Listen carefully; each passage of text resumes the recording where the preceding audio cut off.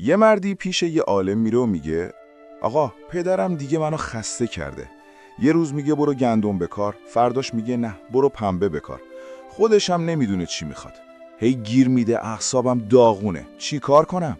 عالم گفت تحملش کن. مرد گفت نمیشه، طاقت ندارم.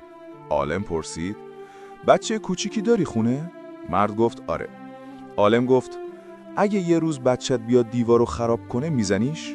مرد گفت نه خب بچه‌ست دیگه. گفت نصیحتش میکنی؟ مرد گفت نه، چون چیزی حالیش نمیشه. عالم گفت میدونی چرا با بچت اینطوری برخورد میکنی؟ چون خودت بچگی رو گذروندی، میدونی بچه چه حال و هوایی داره، ولی هنوز پیر نشدی که بفهمی پدر پیرت چی میکشه.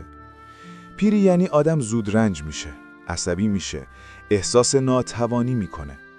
همینه که اذیتت میکنه. پس برو و با پدرت مدارا کن. این اقتضای پیریه.